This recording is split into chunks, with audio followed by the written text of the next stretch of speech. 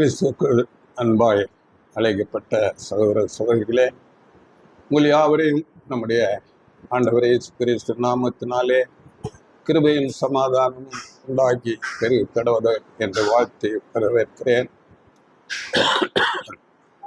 இந்த நாளிலே தேவனுடைய வார்த்தை, இந்த செய்தியின் தலைப்பாக நாம் ரட்சிப்படைவதற்கு தேவன் காரணமா நாம் காரணமா என்ற ஒரு தலைப்பில் நாம் தேவனுடைய வார்த்தைகளை பார்க்க போகிறோம்.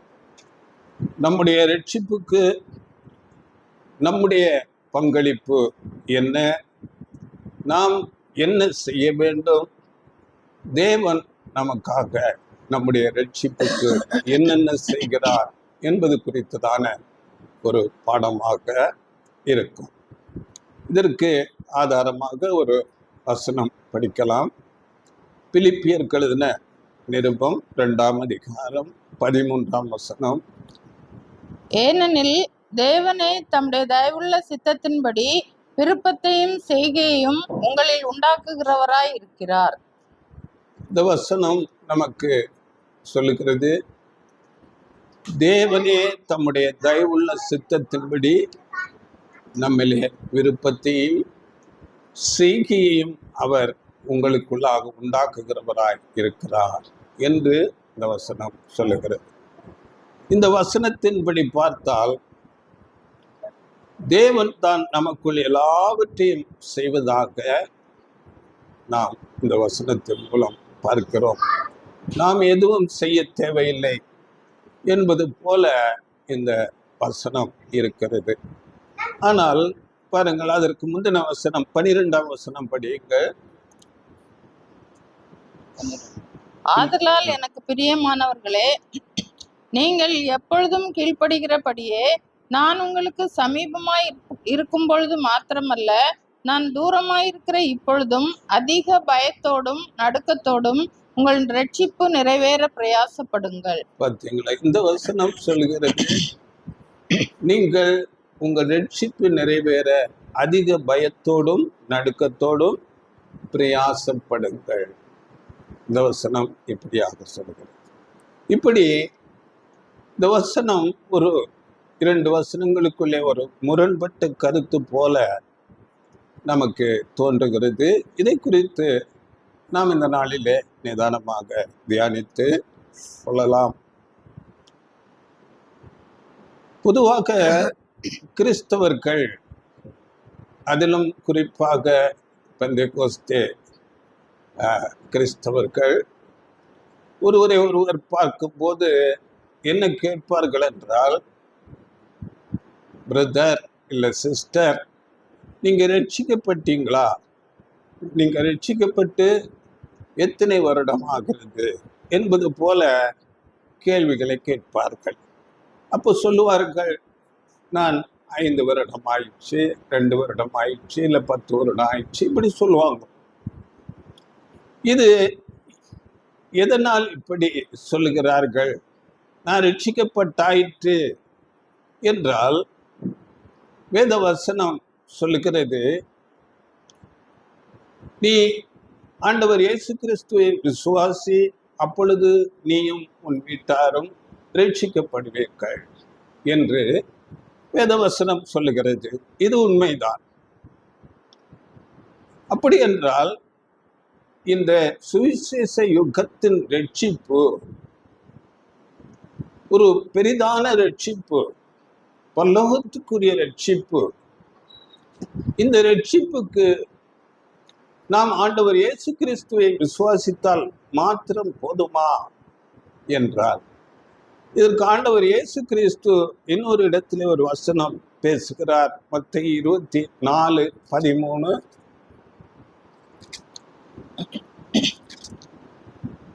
முடிவு பரியந்தம் நிலை நிற்பவனே ரட்சிக்கப்படுவான். முடிவு பரியந்தம் நிலை நிற்பவனே ரட்சிக்கப்படுவான். அப்படி என்றால் நம்முடைய வாழ்க்கை முழுக்க மரணம் வரையிலும் நாம் கிறிஸ்துவுக்குள்ளாக நிலை நிற்க வேண்டும். அப்பொழுதுதான் ரட்சிக்கப்பட முடியும். என்று ஆண்டவர் இயேசு கிறிஸ்து சொல்கிறார். ஏனென்றால் பாருங்கள், விசுவாசிக்கிறவர்கள் எல்லாரும் ரட்சிக்கப்பட மாட்டார்கள். ஏனென்றால் அவர்கள் சில நேரங்களிலே இடையிலேயே அந்த விசுவாசத்திலே குறைவு கண்டு அவிசுவாசத்துக்குள்ளே போய் அங்கே தோல்வி அடைந்து விடுவார்கள்.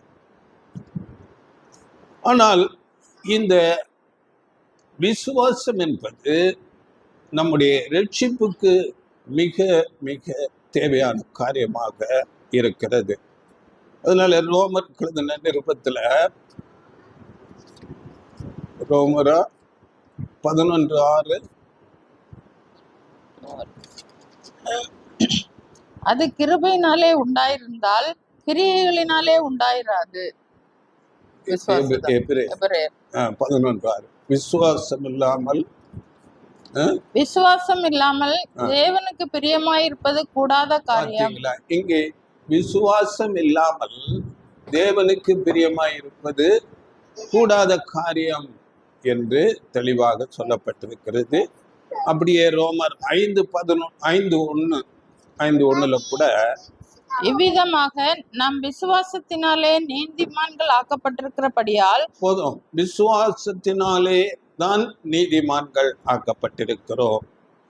இப்போ இந்த வசனங்கள் விசுவாசம் என்பது எவ்வளவு முக்கியம் என்று சொல்லுகிறது. ஆனால் பாருங்கள், நாம் இந்த சுவிசேஷ யுகத்தின் ரட்சிப்பை சுதந்திரித்துக் கொள்வதற்கு இந்த விசுவாசம் மாத்திரம் போதாது. நாம் ரட்சிப்படைவதற்கு இந்த விசுவாசம் மிக தேவை. அது என்னவென்றால், இந்த ரட்சிப்புக்குரிய ஒரு முதல் ஸ்டெப்பு, முதல் அடி நாம் எடுத்து வைக்கிறோம். அதுதான் உண்மை. பாருங்கள், உண்மையான ரட்சிப்பு என்றால் எது, அது எப்போது கிடைக்கும் என்று சொல்லும் போது, உண்மையான ரட்சிப்பை நாம் விசுவாசித்த உடனே அதை பெற்றுக்கொள்வதில்லை. மரணம் வரை விசுவாசத்தை காத்து கொண்டு நம்முடைய குணலட்சணத்திலே பூரண ஒரு வளர்ச்சி அடைந்து அதன் பிறகு மரித்து அந்த முதலாம் உயிர்த்தெழுதலிலே மறு ரூபம் அடையும் போதுதான் நாம் ரட்சிக்கப்பட்டோம் என்ற ஒரு உறுதியை நாம் சொல்ல முடியும். மரணம் வரை விசுவாசத்திலே காத்திருக்க வேண்டும், பொறுமையோடு இருக்க வேண்டும், நம்முடைய குணலட்சணத்திலே வளர்ச்சி அடைய வேண்டும். அப்படியாக இருந்து மரித்து அந்த முதலாம் உயிர்த்தெழுதலிலே மறு ரூபம் அடையும் போதுதான் அந்த ரட்சிப்பு பூரணமாகிறது. இப்போ பாருங்கள், நான் விசுவாசித்துட்டேன், எனக்கு நல்ல விசுவாசம் இருக்குதே என்று நாம் எதுவும் செய்யாமல் சும்மாவே இருந்தால் நமக்கு ரட்சிப்பு கிடைக்குமா என்றால் கிடைக்கவே கிடைக்காது. வெறும் ரட்சிப்பு, வெறும் அந்த விசுவாசம் நமக்கு ரட்சிப்பு கிடைக்காது. காரணம் பாருங்கள், யாக்கோபு நிருபத்திலே சொல்லும் போது 2ஆம் அதிகாரம் 20ஆம் வசனத்திலே அங்கே தெளிவாக சொல்லுகிறது. படியுங்கள் 2:20. வீணான மனுஷனே, கிரியைகள் இல்லாத விசுவாசம் செத்ததென்று நீ அறிய வேண்டுமோ? பார்த்தீங்களா? அப்போ அந்த விசுவாசம் அதன் பிறகு கிரியை நடப்பிக்க வேண்டும். அந்த கிரியைகள் இல்லை என்றால் நம்முடைய விசுவாசம் செத்ததாக வேதம் சொல்லுகிறது. பாருங்கள், அடுத்து 19ஆம் வசனத்தை படித்து பாருங்கள். தேவன் ஒருவர் உண்டென்று விசுவாசிக்கிறாய், அப்படி செய்கிறது நல்லதுதான், பிசாசுகளும் விசுவாசித்து நடுங்குகின்றன. பார்த்தீங்களா? நமக்கு எதிராளி ஆகிய தேவனுக்கு எதிராளியான பிசாசானவன் கூட தேவன் ஒருவர் உண்டு என்று விசுவாசித்து நடுங்குகின்றன என்று வேதம் சொல்லுகிறது. அதனால விசுவாசம் மாத்திரம் போதாது, விசுவாசித்து நாம் அதன் பிறகு கிரியை செய்ய வேண்டும். அந்த கிரியை நம்முடைய குணாம்சங்கள் மாறுகிறதாக இருக்க வேண்டும். கிறிஸ்துவின் அந்த குண லட்சணத்துக்கு நாம் வர வேண்டும். அதனால சுவிசேஷ யுகத்திலே அழைக்கப்பட்டவர்களுக்கு சொல்லும் போது ரோமர் 8:29 தேவன் எவர்களை முன்னறிந்தாரோ அவர்களை தமது குமாரனுடைய சாயலுக்கு ஒப்பாயிருப்பதற்கு முன் குறித்திருக்கிறார்.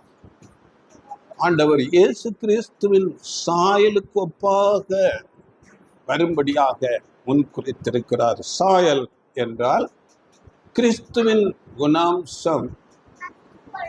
ஆண்டவர் இயேசு கிறிஸ்துவின் குணாம்சம் குறித்து நாம் அறிந்திருக்கிறோம்.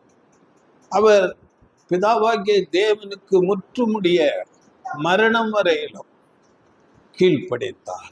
அப்படியே தாழ்மை, சாந்தம், மனத்தாழ்மையுடையவராக இருந்தார். எல்லாரிடத்திலும் அன்பு காட்டினார். தீமைகளை சகித்து கொண்டார். அப்படியே நன்மை செய்து பாடுகளை அனுபவித்தார். அப்படியே வேதம் அவரை குறித்து சொல்லும்போது அவர் நீதியை விரும்பி அக்கிரமத்தை வெறுத்தார். தேவனுக்கு எது பிரியமோ அதை மாத்திரமே அவர் செய்கிறவராக இருந்தார். இப்படிப்பட்ட குணாம்சத்துக்கு நம்முடைய குணாம்சம் வளர்ச்சி அடைய வேண்டும். அப்பொழுதுதான் நாம் ரட்சிப்பு அடைய முடியும். காரணம் என்னவென்றால் இந்த சுவிசேஷ யுகத்தின் ரட்சிப்பு மகா பெரிய ரட்சிப்பு. எபிரேயர் 2:4 இவ்வளவு பெரிதான ரட்சிப்பு என்று வேதம் சொல்லுகிறது. பெரிதான ரட்சிப்பு அது எப்படி என்றால், நாம்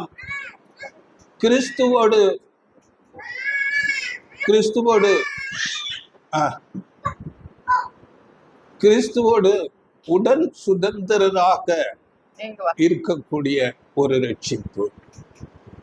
ஆண்டவர் இயேசு கிறிஸ்துவோடு உடன் சுதந்திர.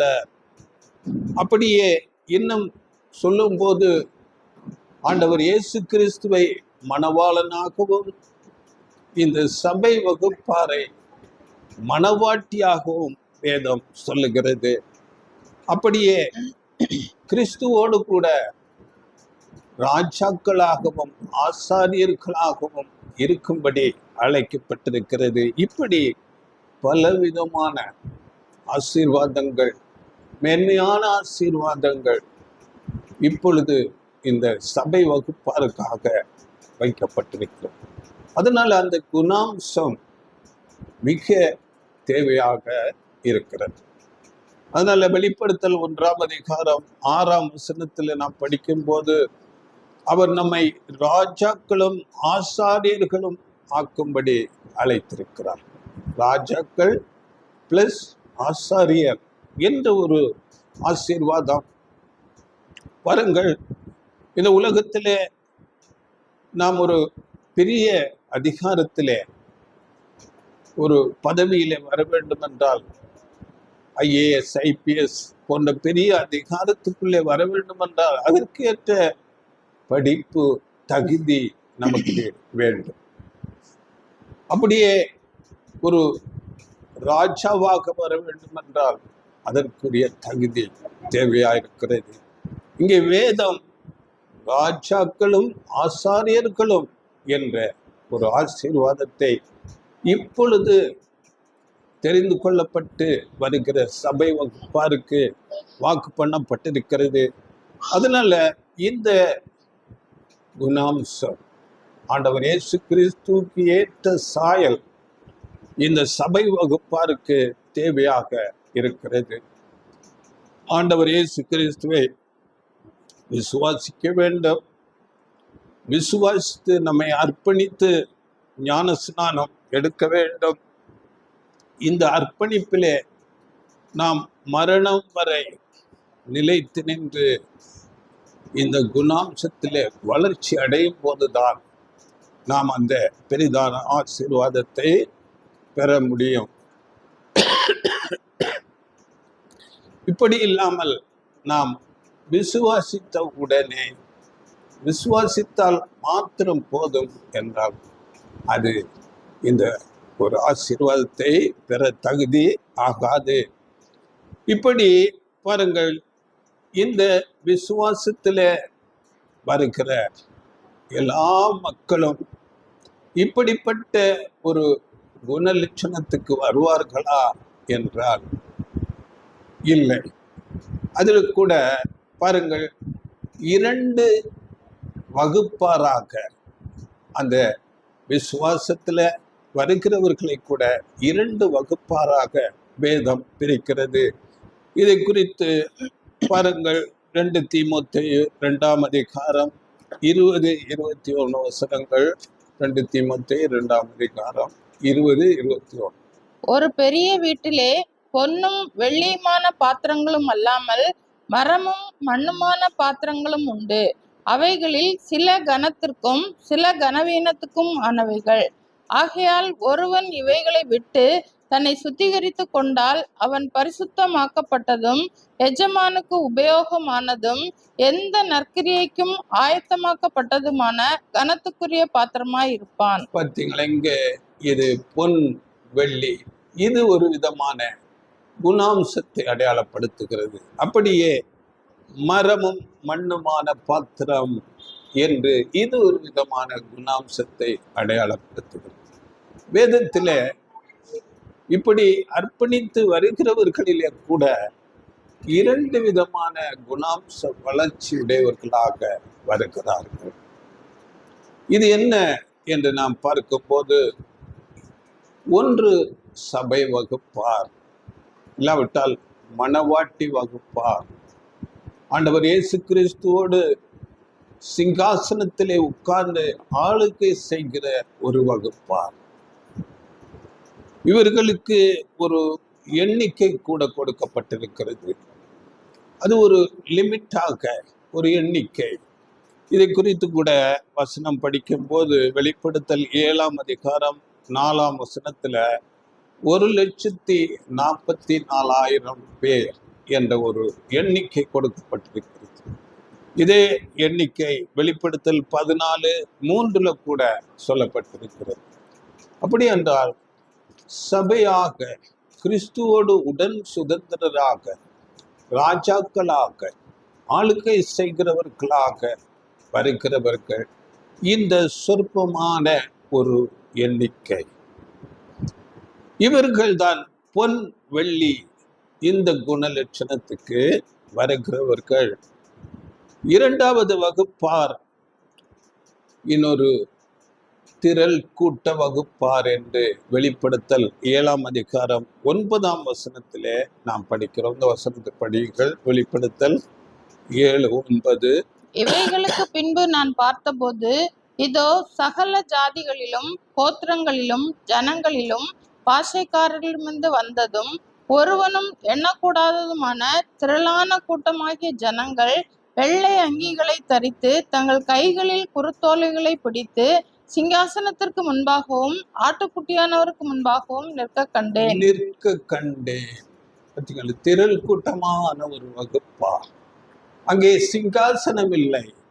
அவர்கள் சிங்காசனத்துக்கு முன்பாக ஆட்டுக்குட்டியானவராகிய ஆண்டவர் இயேசு கிறிஸ்துவுக்கு முன்பாக நிற்கிறவர்களாக இருக்கிறார்கள். திரளான கூட்டம்.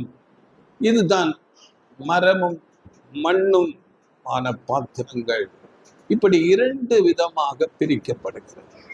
ஒன்று பொன் வெள்ளி, இது ஒரு குணலட்சணம்.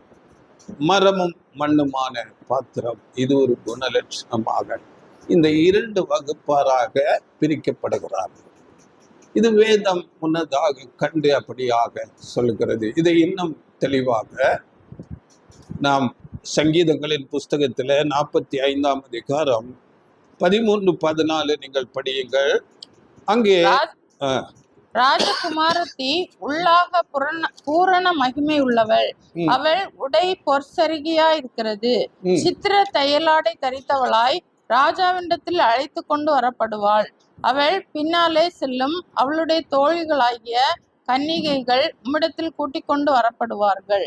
பார்த்தீங்களா? இங்கே பொற்சரிகை, எப்பொழுதும் பொன் என்றால் அது தேவனுடைய திவ்ய சுபாவத்தை அடையாளப்படுத்துகிறது. பொற்சரிகை உடையவளாய் ராஜகுமாரத்தி, இது அந்த முதலாம் வகுப்பார், சபை வகுப்பாரை அடையாளப்படுத்துகிறது. அந்த ராஜகுமாரத்திக்கு கூடவே பின்னால தோழிகளாக இவர்கள் தான் அந்த திரள் கூட்ட வகுப்பாரை அடையாளப்படுத்துகிறது. இப்படி சுவிசேஷ யுகத்திலே அழைக்கப்பட்ட அழைப்பிலே 2 வகுப்பார் பரலோகத்துக்கு போகிறார்கள். ஒன்று சபையாக, இன்னொன்று திரள் கூட்டமாக சபை அங்கே பரலோகத்துக்கு போகிறார்கள். அதனால பாருங்கள், இந்த அழைப்பை குறித்து வேதம் தெளிவாக சொல்லுகிறது. பிலிப்பியர் 3:20 இந்த சுவிசேஷ யுக அழைப்பு குறித்து சொல்லும் போது, நம்முடைய குடியிருப்பு பரலோகத்தில் இருக்கிறது, அந்த குடியிருப்பு பரலோகமாக இருக்கிறது, அதற்கு நாம் தகுதி உடையவர்களாக மாற வேண்டும். எபேசியர் 4ஆம் அதிகாரத்தில் அதனால சொல்லும்போது, நீங்கள் அழைக்கப்பட்ட அழைப்புக்கு பாத்திரவான்களாக நடந்து கொள்ளுங்கள், அதற்கு ஏற்ற விதமாக நாம் நடந்து கொள்ள வேண்டும். பாருங்கள், இப்போ நாம் ரட்சிக்கப்பட வேண்டும் என்றால் முதலாவது ஆண்டவர் இயேசு கிறிஸ்துவை விசுவாசிக்க வேண்டும். அது முதல் ஸ்டெப்பாக இருக்கிறது. அடுத்தது முடிவு பரியந்தம் நாம் அந்த விசுவாசத்திலே நிலைத்திருக்க வேண்டும். இந்த இடைப்பட்ட காலத்திலே விசுவாசத்திலிருந்து மரணம் வரையிலும் நம்முடைய குணலட்சணங்கள் வளர்ச்சி அடைய வேண்டும்.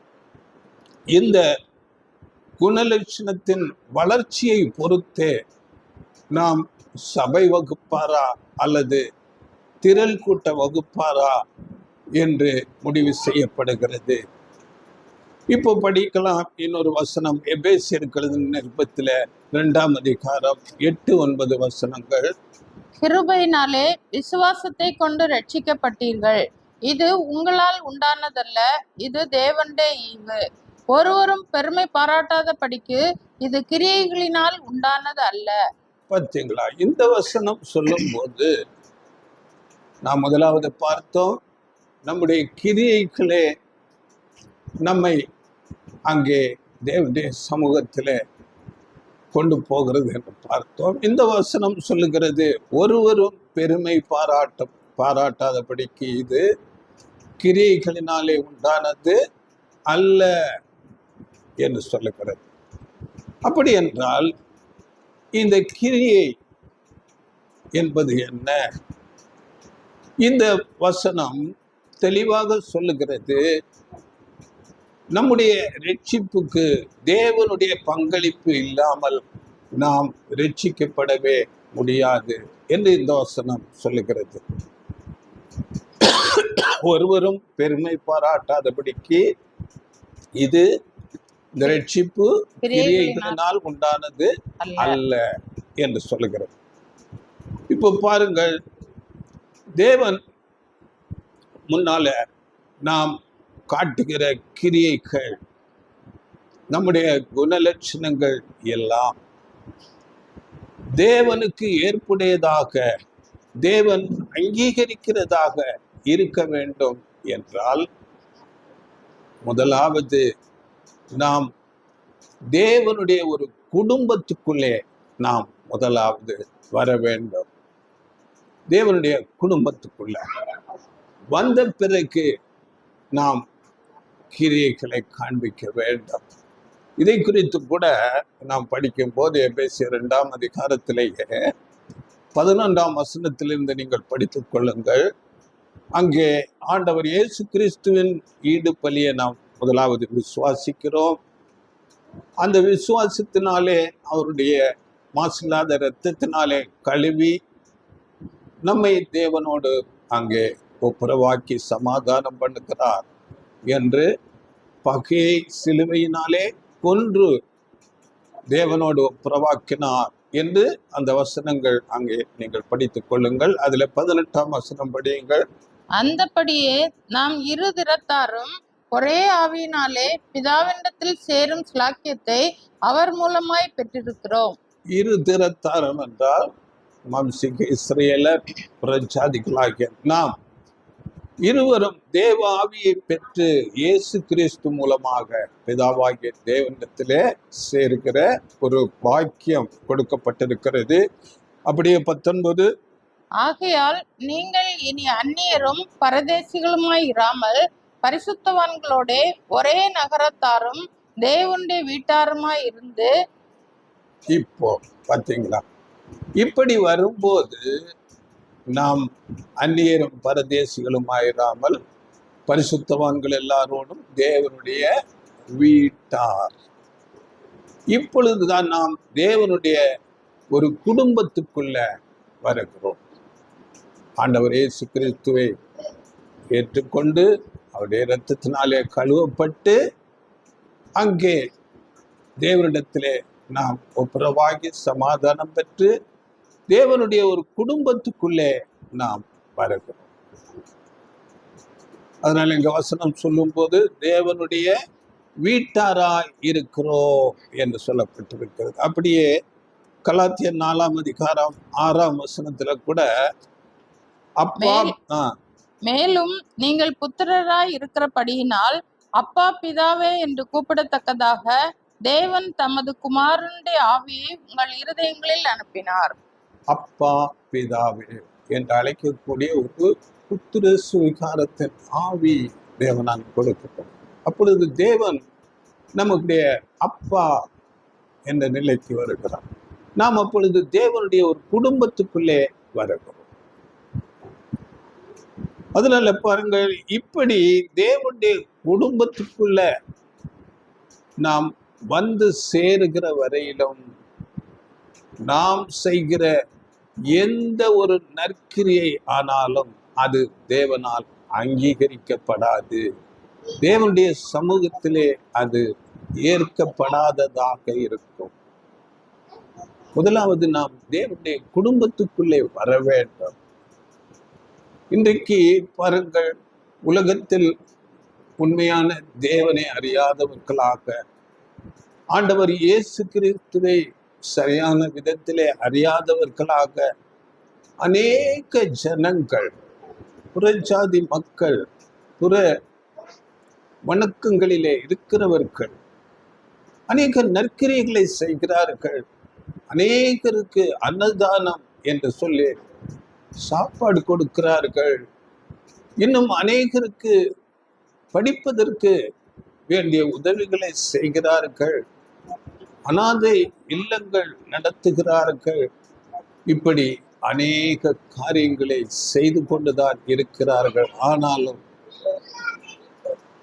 இந்த தேவனுடைய குடும்பத்துக்குள்ளே வராதது வரையிலும் அவர்களுடைய இந்த நற்கிரியைகள் தேவனால் அங்கீகரிக்கப்படாது. அது ஒரு நல்ல காரியம்தான். அது மனுஷர்களுக்கு செய்கிற ஒரு உதவி, அப்படியாகத்தான் பார்க்கப்படும். இப்படியாக தேவனுடைய குடும்பத்துக்குள்ளே வந்த பிறகுதான் நம்முடைய இந்த நற்கிரியைகளை, நாம் செய்கிற எந்த ஒரு நல்ல செயல்களானாலும் தேவன் பார்க்கிறார். அதனால எபேசியர் 2:10 சொல்லும் போது, நாம் நற்கிரியைகளை செய்கிறதற்கு நாம் கிறிஸ்து இயேசுவுக்கு சிருஷ்டிக்கப்பட்டு தேவனுடைய செய்கையாய் இருக்கிறோம். தேவனுடைய செய்கை, நாம் நற்கிரியைகளை செய்வதற்காக சிருஷ்டிக்கப்பட்டோம்.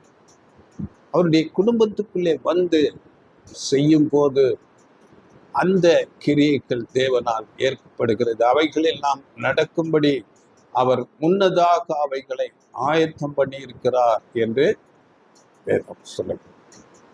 இப்படி நாம் தேவனுடைய வீட்டுக்குள்ளே, அவருடைய குடும்பத்துக்குள்ளே வந்த பிறகு நாம் நம்முடைய விருப்பம் போல நம்முடைய வாழ்க்கை நடத்தக்கூடாது, நம்முடைய விருப்பம் போல வாழக்கூடாது. பாருங்கள், நான் என்னுடைய அப்பா பிதாவாகிய தேவனுடைய விருப்பத்தை மாத்திரமே செய்வேன் என்று நாம் நம்மை அர்ப்பணிக்க வேண்டும். இது மிகவும் அவசியமான காரியம். ஆண்டவர் இயேசு கிறிஸ்து கூட சொல்லும் போது அவரை பின்பற்றுவதற்கு ஒரு தகுதியாக இதை சொல்லுகிறார். ஒருவன் என்னை பின்பற்றி வர விரும்பினால் அவன் தன்னைத்தான் வெறுத்து தன்னுடைய சுய விருப்பத்தின்படி தன்னுடைய மனம் போனபடி இருக்காதபடி தேவனுடைய விருப்பத்தை செய்கிறவர்களாக இருக்க வேண்டும். தேவன் எதிர்பார்க்கிற முதல் குணாம்சம் இந்த ஒரு கீழ்ப்படிதல், அர்ப்பணிப்பு. நான் என்னுடைய விருப்பத்தின்படி செய்ய மாட்டேன், இனி நான் உங்க விருப்பத்தின்படி நான் செயல்படுவேன் என்று அர்ப்பணிப்பதுதான் தேவன் விரும்புகிற முதல் குணாம்சமாக இருக்கிறது.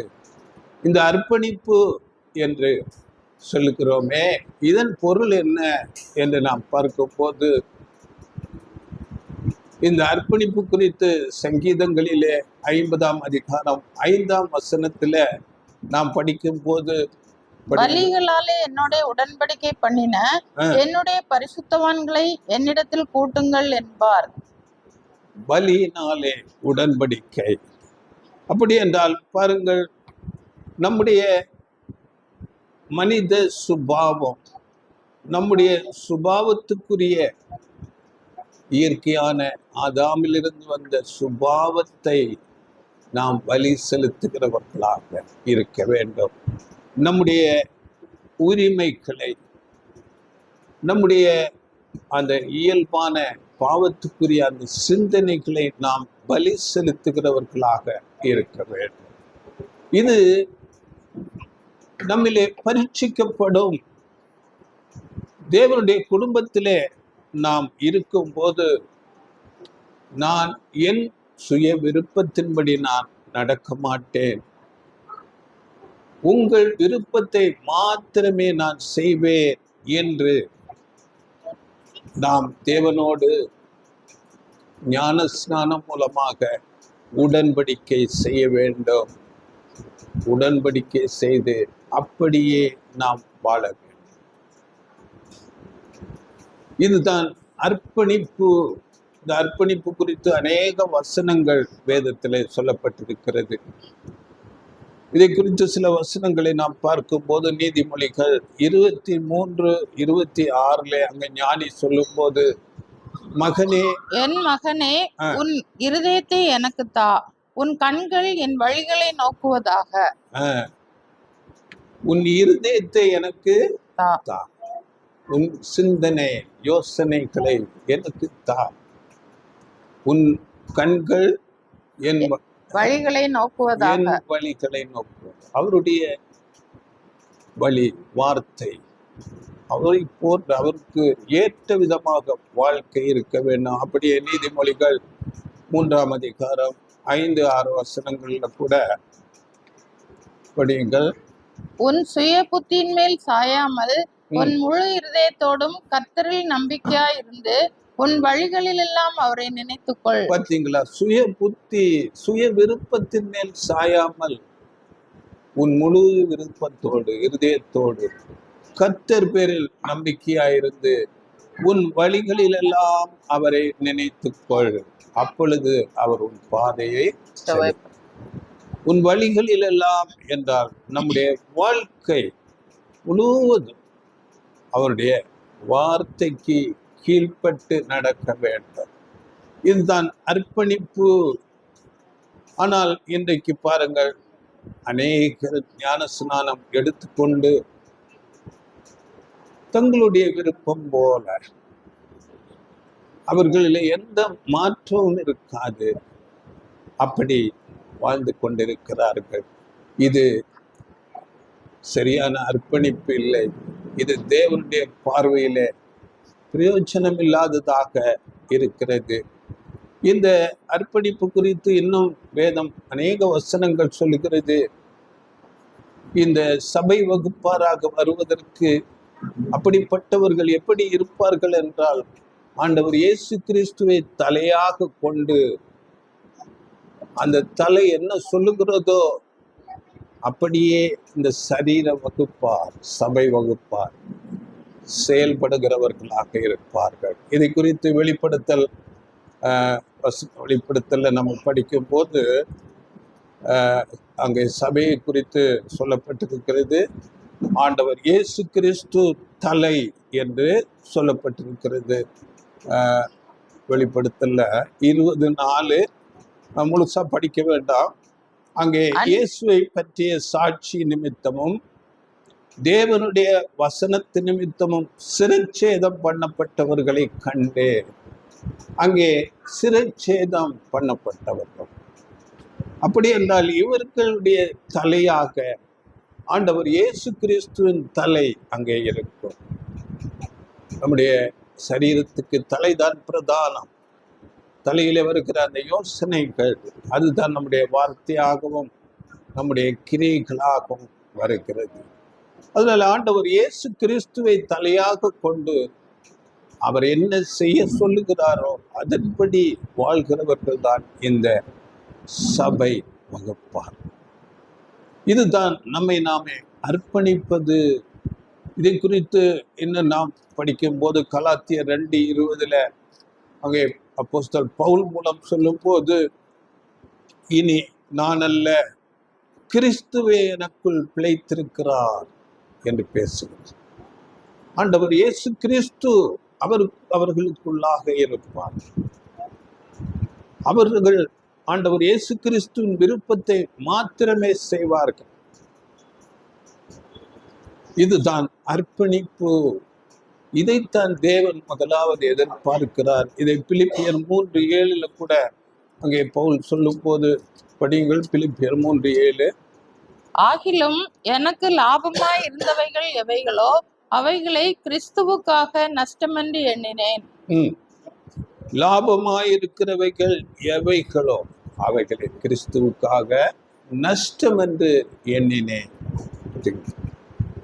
பவுல் எவ்வளவு ரொம்ப படித்தவர்.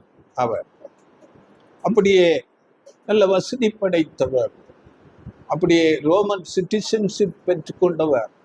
நல்ல உயர்ந்த நிலையில் இருந்தவர். எல்லாவற்றையும் விட்டு அவர் வருகிறார். ஆண்டவர் இயேசு கிறிஸ்துவின் அந்த வேலையை செய்வதற்கு அவருடைய விருப்பத்தின்படி வாழ எல்லாவற்றையும் நஷ்டம் என்று விட்டு அவரை குறித்து இன்னும் சொல்லப்பட்டிருக்கிறது. நீங்கள் இதை படித்துக் கொள்ளுங்கள். 2 கொரிந்தியர் 6ஆம் அதிகாரத்துல 4-10 வசனங்களில அவர்கள் எப்படிப்பட்ட சூழ்நிலைகளில் இருந்தார்கள் என்று அங்கே பேசப்படும். தயவு செய்து படியுங்கள். சீசர்கள் உண்மையான சபை வகுப்பார் அப்படித்தான் இருப்பார்கள். இதுதான் அர்ப்பணிக்கப்பட்ட ஒரு வாழ்க்கை. இப்படியாக நாம் அர்ப்பணிக்கும் போது தேவன் தம்முடைய பரிசுத்த ஆவியை நமக்கு கொடுக்கிறார். இது தேவனுடைய செயலாக இருக்கிறது. நம்மை நாம் அர்ப்பணிப்பது இது நம்முடைய செயலாக இருக்கிறது. அப்படி என்றால் ரட்சிப்படைவதற்கு நம்முடைய செயலும் தேவை, தேவனுடைய ஒரு செயலும் தேவையாக இருக்கிறது. தேவன் நாம் அர்ப்பணிக்கும் போது அவர் சார்பாக தமது பரிசுத்த ஆவியை தந்து நம்மை அங்கே ஒரு ஆவியில் ஜெனிப்பிக்கப்பட்டவர்களாக நம்மை மாற்றுகிறார். அப்படி என்றால் ஒரு புது கருவாக, புது சிருஷ்டியாக நம்மை மாற்றுகிறார். நமக்கு தெரியும் 2 கொரிந்தியர் 5:17 ஒருவன் கிறிஸ்துவுக்குள் இருந்தால் அவன் புது சிருஷ்டியாக இருக்கிறான். பழையவைகள் ஒளிந்து போயின, எல்லாம் புது சிருஷ்டி, புதிய சிந்தை, இல்லாவிட்டால் கிறிஸ்துவின் சிந்தை அவர்களுக்கு கொடுக்கப்படுகிறது. இப்போ ஆவியில் ஜனிப்பிக்கப்பட்ட பிறகு பாருங்கள், தேவன் நாம் செய்கிற கிரியைகளை அவர் அங்கீகரிக்கிறார். தேவனுடைய பார்வை நம்ம மேல் அப்படியே இருக்கும். இதெல்லாம் நாம் ஆவியில் ஜனிப்பிக்கப்பட்ட பிறகுதான் தேவன் நம்முடைய எல்லா கிரியைகளை அவர் பார்க்கிறவராய் இருக்கிறார். இப்பொழுதுதான் நாம் சரியாக சொன்னால் தேவனுடைய பிள்ளைகள். இந்த ஆவியில் ஜனிப்பிக்கப்பட்ட நாம் நம்மை அர்ப்பணித்து தேவ ஆவியை பெற்ற பிறகு புது சிருஷ்டி என்ற நிலைக்கு வரும்போதுதான் நாம் எல்லாரும் உண்மையான தேவனுடைய பிள்ளைகள். பாருங்கள், இந்த ஒரு நம்முடைய அர்ப்பணிப்பு முதலாவது இல்லாமல் நாம் ஆவியில் ஜனிப்பிக்கப்படுதல் நடக்காது. நாம் அர்ப்பணிக்கும் போது தேவன் தமது ஆவியை தந்து நம்மை அவர் புது சிருஷ்டியாக ஜனிப்பிக்கிறார். அந்த ஆவியில் ஜனிப்பிக்கப்படுதல் இல்லாவிட்டால் நாம் எடுத்த அந்த ஒரு ஞான ஸ்நானம் கூட ஒரு அர்த்தமற்றதாக, பிரயோஜனம் இல்லாததாக இருக்கும். அதனால நம்முடைய அர்ப்பணிப்பு முதலாவது முக்கியம். அதன் பிறகு தேவன் தருகிற பரிசுத்த ஆவியினாலே நான் புது சிருஷ்டி என்ற நிலைக்கு வரும்போதுதான் அந்த ஞான ஸ்நானம் அது ஒரு தேவனுடைய பார்வையில் அங்கீகரிக்கப்படத்தக்கதாக இருக்கிறது. அதனால நாம் ரட்சிக்கப்படுவதற்கு முதலாவது நாம் விசுவாசம், அது முதல் ஸ்டெப்பு. இரண்டாவது ஸ்டெப்பு நாம் நம்மை அர்ப்பணித்து நாம் ஞான ஸ்நானம் எடுத்து தேவனோடு உடன்படிக்கை செய்வது. மூன்றாவது தேவன் தம்முடைய பரிசுத்த ஆவியை தந்து நம்மை புது சிருஷ்டியாக நம்மை ஜனிப்பிக்கிறார். நான்காவதாக நாம் அந்த புது சிருஷ்டியாக இருந்து அநேக கிரியைகள், தேவனுக்கு ஏற்ற நற்கிரியைகளை நாம் செய்கிறவர்களாக இருக்க வேண்டும். இதுதான் தேவன் அங்கீகரிக்கிற ஒரு கிரியையாக நாம் ரட்சிப்படைவதற்கு ஒரு சரியான ஒரு வரிசையாக இருக்கிறது. இது இல்லாமல் நான் விசுவாசித்தவுடனே, இல்லாவிட்டால் ஞானஸ்நானம் பெற்றவுடனே நான் ரட்சிக்கப்பட்டாயிற்று என்றால் அது நம்மை நாமே ஏமாற்றுகிற, நம்மை நாமே வஞ்சிக்கிற ஒரு காரியம். அதனால பாருங்கள், பிலிப்பியர் 4ஆம் அதிகாரம் 13ஆம் வசனம் படியுங்கள். பிலிப்பியர் 4ஆம் அதிகாரம் 13ஆம் வசனம். என்னை பலப்படுத்துகிற கிறிஸ்துவினாலே எல்லாவற்றையும் செய்ய எனக்கு பலன் உண்டு.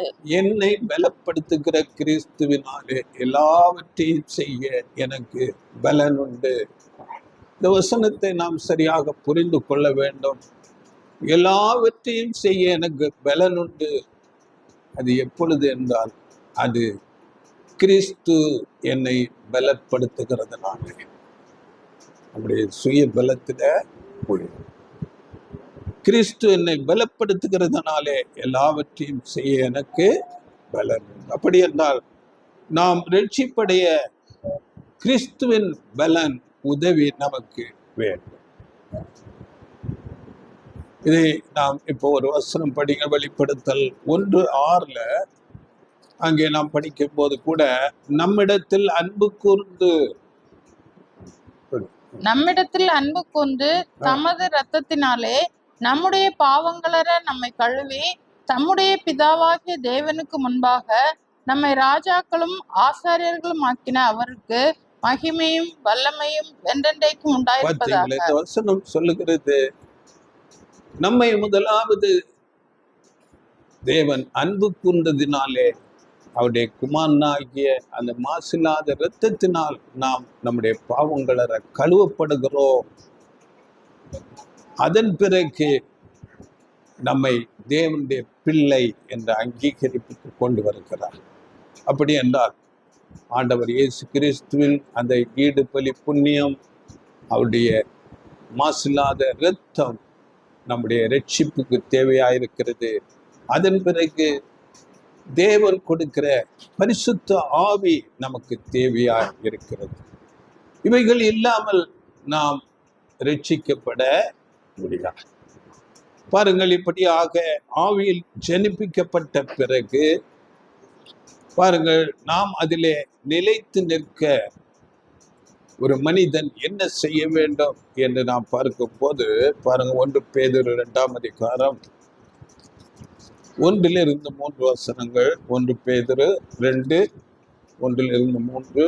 இப்படி இருக்க கர்த்தர் தயவுள்ளவர் என்பதை நீங்கள் ருசி பார்த்தது உண்டானால் சகல துர்க்குணத்தையும் சகலவித கபடத்தையும் வஞ்சகங்களையும் பொறாமைகளையும் சகலவித புறங்கூறுதலையும் ஒழித்துவிட்டு நீங்கள் வளரும்படி புதிதாய் பிறந்த குழந்தைகளைப் போல திருவசனமாகிய களங்கமில்லாத ஞானப்பாலின் மேல் வாஞ்சையாயிருங்கள். பார்த்தீங்களா? இப்படிப்பட்டவர்கள் என்ன செய்ய வேண்டும்? சகல துர்க்குணங்களையும் நம்மை விட்டு விலக்கிவிட்டு புதிதாய் பிறந்த குழந்தைகளைப் போல திருவசனமாகிய களங்கமில்லாத ஞானப்பால், ஆண்டவர் இயேசு கிறிஸ்துவின் வசனம், வேதம் சொல்லுகிற வார்த்தை, அந்த வசனத்தின் மேலே நாம் வாஞ்சையாக இருக்க வேண்டும். வாஞ்சை இது நம்முடைய ஒரு செயலாக இருக்கிறது. இந்த வாஞ்சை நமக்கு மிக மிக அவசியமாக இருக்கிறது. இந்த வாஞ்சை இருக்கிறவர்கள் எப்படி இருப்பார்கள் என்றால் பாருங்கள், இப்படிப்பட்டவர்கள் தங்களுக்கு உரிய எப்படிப்பட்டதான சூழ்நிலைகள் வந்தாலும், அது உலக காரியமோ பிரச்சனைகளோ சொந்தங்கள் உறவினர்கள் நண்பர்கள் இவர்கள் மூலமாக எந்த ஒரு பிரச்சனை சூழ்நிலைகள் வந்தாலும், சபை கூடுகைக்கு தடையாக வரும்போது, இல்லாவிட்டால் தேவ காரியமாக உபவாச ஜபமாக இருக்கலாம், அது வேத பாட வகுப்பாக இருக்கலாம், இல்லாவிட்டால் ஜெபமாக இருக்கலாம், தேவனுடைய ஊழியமாக இருக்கலாம், எதுவானால் இவைகளுக்கு மற்றவர்களால் வருகிற எந்த விதமான இடையூறுகளையும் அவர்கள் பொருட்படுத்த மாட்டார்கள். அவைகளையெல்லாம் உதறி தள்ளிவிட்டு தேவனுடைய காரியத்துக்கு அதிக முக்கியத்துவம் முதலிடம் கொடுப்பார்கள். அது எப்படிப்பட்ட சூழ்நிலை வந்தாலும், எந்த பிரச்சனை வந்தாலும், அது யாராயிருந்தாலும் தேவனுடைய காரியங்களுக்கு அதிக முக்கியத்துவம் கொடுப்பார்கள். தேவன் இதை செய்ய சொல்லுகிறார் என்ற ஒரு மனநிலையோடு தேவனுக்கேற்ற காரியங்களுக்கு, ஆவிக்குரிய காரியங்களுக்கு தேவனுடைய வார்த்தைகளை முக்கியப்படுத்தி அதை தியானிக்க, செபிக்க, சபை கூடுகைக்கு எல்லாவற்றுக்கும் முக்கியத்துவம் கொடுத்து வருவார்கள். இப்படிப்பட்டவர்களுடைய இந்த குணாம்சங்கள், ஆவிக்குரிய வளர்ச்சி மிகவும் துரிதமாக இருக்கும். அப்படிப்பட்ட ஒரு வாஞ்சை, உறுதி நமக்கு இருக்க வேண்டியது. இது நம்முடைய ஒரு பங்களிப்பாக இருக்கிறது. இப்படிப்பட்ட பாருங்கள், ஆவியில் ஜனிப்பிக்கப்பட்ட ஒரு மனிதன், அந்த கிறிஸ்துவின் சிந்தையை தரித்து கொண்டவன், புது சிருஷ்டி என்று அழைக்கப்படுகிறவன். பாருங்கள், அவன் இந்த சரீரத்திலே தான் இருக்கிறான். அவனுக்குள்ளாக ஒரு புது சிந்தை, புது சிருஷ்டி இருக்கிறது, கிறிஸ்துவின் சிந்தை இருக்கிறது. அந்த சிந்தை இந்த சரீரத்தின் உதவியை கொண்டு அது வளருகிறது. நம்முடைய பழைய மனுஷனாகிய சரீரத்தை கீழ்ப்படுத்தி அடக்குகிறது. ஒரு வேலைக்காரனாக இந்த சரீரத்தை அது பயன்படுத்துகிறது. இதுதான் இங்கே வேதம் சொல்லுகிறது தெளிவாக. இதை குறித்து பாருங்கள். ஞான ஸ்நானம் உடன்படிக்கை செய்யும் போது அவனுடைய சரீரம் மரித்தது போல வேதவசனம் சொல்லுகிறது. படிங்க ரோமர் 6ஆம் அதிகாரம் 3ஆம் வசனம். கிறிஸ்து இயேசுவுக்குள்ளாக ஞானஸ்நானம் பெற்ற நாம் அனைவரும் அவருடைய மரணத்துக்குள்ளாக ஞானஸ்நானம் பெற்றதை அறியாமல் இருக்கிறீர்களா? அப்போ அந்த ஞான ஸ்நான உடன்படிக்கை என்பது நம்முடைய சரீரத்தை மரணத்துக்கு ஒப்பு கொடுப்பது போல அப்படித்தான் செய்கிறோம்.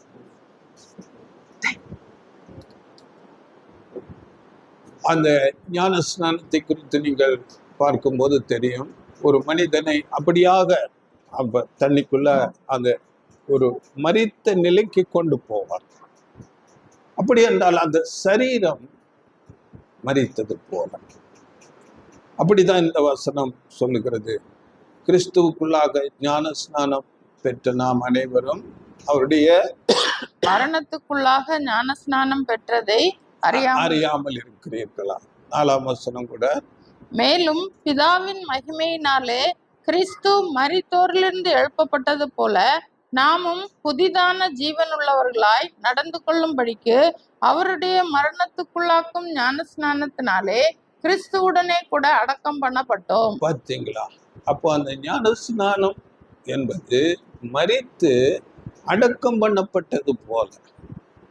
பழைய மனுஷன் அந்த சரீரம் மரித்தாயிற்று, அடக்கம் பண்ணாயிற்று. இப்ப நீங்கள் புது ஜீவன், புது சிருஷ்டி, புதிய சிந்தை, கிறிஸ்துவின் சிந்தை என்ற நிலையில நீங்கள் இருக்கிறீர்கள். 11ஆம் வசனம், அப்படியே நீங்களும் உங்களை பாவத்திற்கு மரித்தவர்களாகவும் நம்முடைய கர்த்தராகிய இயேசு கிறிஸ்துவுக்குள் தேவனுக்கென்று பிழைத்திருக்கிறவர்களாகவும் எண்ணிக்கொள்ளுங்கள். பார்த்தீங்களா? தேவனுக்கென்று பிழைத்திருக்கிறவர்களாக.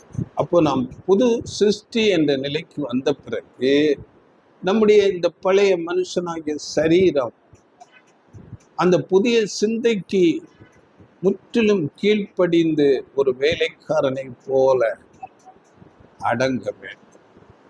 அடங்கி அந்த புது சிருஷ்டி சொல்லுவதற்கெல்லாம் அப்படியே கீழ்ப்படிய வேண்டும். அதுதான் உண்மையான ஞான ஸ்நானம்.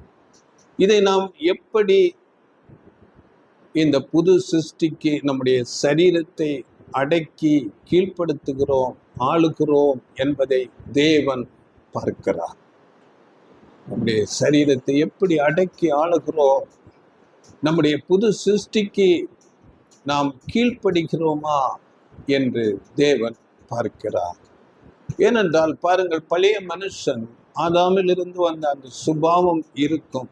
அது எப்பொழுதும் உலக ஆசைகள், இச்சைகள், பாவத்துக்கு நேராக நம்மை இழுக்கும்.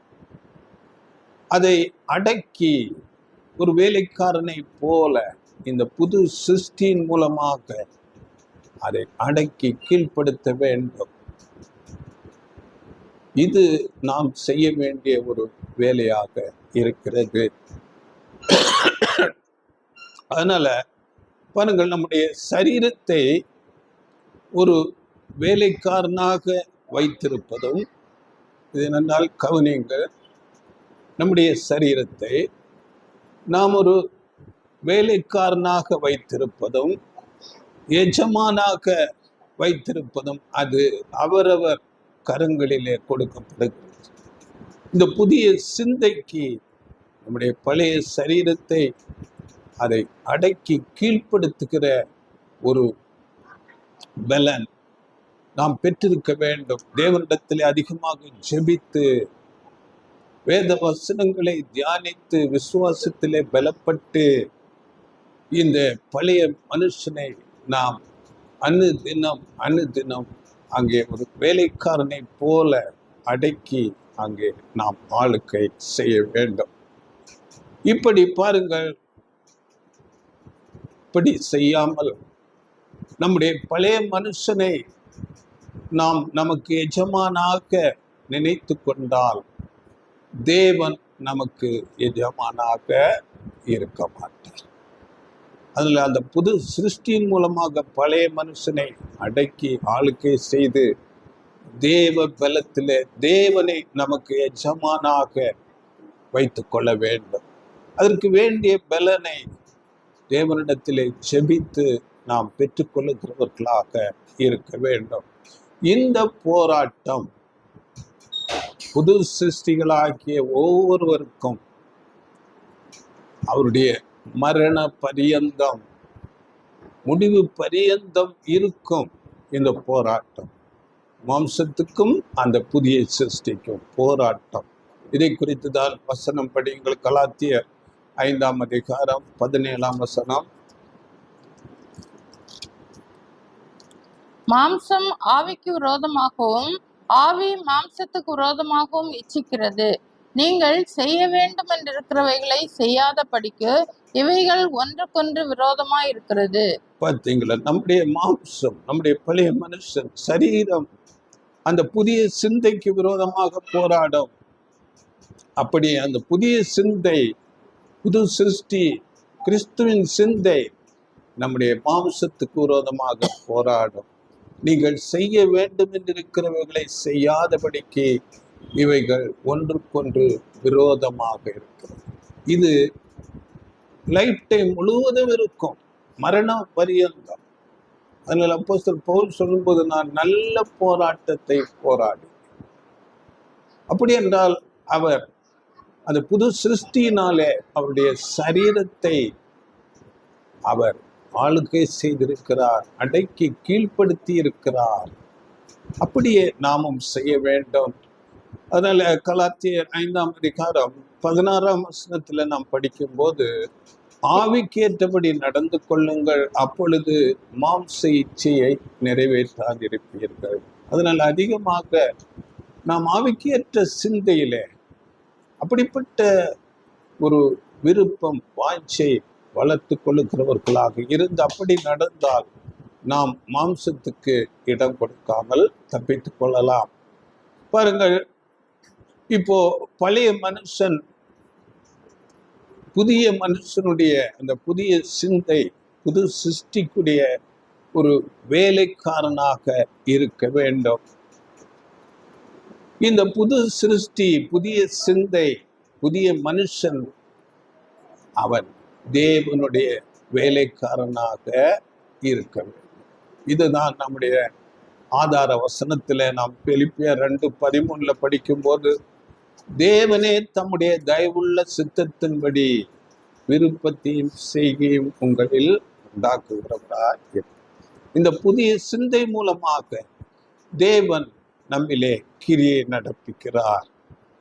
தேவன் அவருடைய விருப்பத்தை இந்த புது சிந்தையின் மூலமாக நமக்குள்ளே வேலை செய்கிறார். பழைய மனுஷனை அடிமைப்படுத்தி நாளுக்கு நாள் அந்த பழைய மனுஷன் அழிந்து போகும்படியாக தேவன் நமக்குள்ளாக கிரியை நடப்பிக்கிறார். இதைத்தான் வசனம் நமக்கு சொல்லுகிறது. அதனால் நம்முடைய பங்களிப்பு, நாம் புதிய சிருஷ்டிக்கு முழுமையாக கீழ்ப்படிய வேண்டும். பழைய மனுஷனை, பழைய சிந்தையை நாம் நாளுக்கு நாளாக அங்கே கீழ்ப்படுத்தி அடக்க வேண்டும். ஆளுக்கை செய்கிறவர்களாக இருக்க வேண்டும். பாருங்கள், இப்போ தேவன் இந்த பழைய மனுஷனை அழிப்பதற்கு இந்த புது சிந்தை, புது சிருஷ்டி மூலமாக அநேக சத்தியங்களை நமக்கு கொடுப்பார். நாம் அதனால அதிக வாஞ்சையோடு தேவனுடைய வார்த்தைகளை கேட்க வேண்டும், சத்தியங்களை கேட்க வேண்டும். கேட்டு விசுவாசத்திலே நாம் நாளுக்கு நாள் வளர்ச்சி அடைந்து தேவனுடைய வார்த்தை சத்தியங்களுக்கு கீழ்ப்படிந்து அந்த புதிய மனுஷன், புதிய சிருஷ்டி நாளுக்கு நாள் வளர்ச்சி அடைகிறதாக இருக்க வேண்டும். இதுதான் நம்மிலே தேவன் விருப்பத்தையும் உண்டாக்கி அவரே நம்மிலே கிரியை செய்கிறார். நம்முடைய காரியம் நாம் வாஞ்சையுள்ளவர்களாக இருக்க வேண்டும். நாம் பேதுருவில் படித்தோமே, திருவசனமாகி களங்கமில்லாத ஞானப்பாலின் மேல் வாஞ்சை. அந்த வாஞ்சை நமக்கு இல்லை என்றால் நாம் ஒன்றுமே செய்ய முடியாது. இப்படி பாருங்கள், நாம் புதிய மனுஷனில் வளரும் போது நாம் கனி கொடுப்பதற்காக தேவன் நம்மிலே கிரியை நடப்பிக்கிறார். அதிக கனிகளை கொடுப்பதற்கு. இதை குறித்து ஆண்டவர் இயேசு கிறிஸ்து யோவான் 15ஆம் அதிகாரத்தில் அங்கு பேசும்போது 2ஆம் வசனம், என்னில் கனி கொடாதிருக்கிற கொடி எதுவோ அதை அவர் அறுத்து போடுகிறார். கனி கொடுக்கிற கொடி எதுவோ அது அதிக கனிகளை கொடுக்கும்படி அதை சுத்தம் பண்ணுகிறார். அதிக கனிகளை கொடுக்கும்படி தேவன் நம்மிலே சுத்தம் பண்ணுகிறார். அப்படி என்றால் பாருங்கள், தேவன் நம்மில் அநேக சூழ்நிலைகளை உருவாக்குவார். அநேக பாருங்கள், தேவன் நமக்கு அவருடைய வாக்குத்தத்தங்களை நினைப்பூட்டுவார். அநேக ஒரு சத்துருக்கள் மூலமாக கூட சில காரியங்களை நமக்கு எதிராக வரும்படி செய்வார். அப்பொழுதுதான் நம்முடைய குணலட்சணங்கள் மாறும். உதாரணத்துக்கு நாம் பார்க்கும்போது, நமக்கு கோபம் வரும்படியாக சில காரியங்களை யாரை கொண்டாவது செய்வதற்கு வைப்பார். நமக்கு எதிராக நம்மை உதாசீனப்படுத்தும் விதமாக சிலரை தேவன் நியமிப்பார். அப்பொழுது நாம் அதை புரிந்து கொள்ள வேண்டும். இது தேவன் நம்முடைய குணலட்சண வளர்ச்சிக்காக கொடுக்கிற ஒரு டெஸ்ட் என்று நாம் அதை புரிந்து கொண்டு நாம் அவைகளை பொறுத்து சகித்து அப்படியாக நம்முடைய குணலட்சணமாகிய அந்த கனிகளை, அந்த குணலட்சணங்களை நாம் வளர்த்து கொள்ள வேண்டும். இதில் ஆண்டவர் இயேசு கிறிஸ்துவின் பங்கு என்னவென்றால், நாம் அந்த யோவான் 15ஆம் அதிகாரத்தில் 5ஆம் வசனத்தில் படிக்கும் போது, நானே திராட்சை செடி, நீங்கள் கொடிகள். ஆண்டவர் இயேசு கிறிஸ்து திராட்சை செடியாக இருக்கிறார், நாம் அவரிலே கொடியாக இருக்கிறோம். அப்படி என்றால் அந்த செடி கொடிகளாகிய நமக்கு எல்லா சத்து பொருட்களை, ஊட்டத்தை நமக்கு தருகிறார்.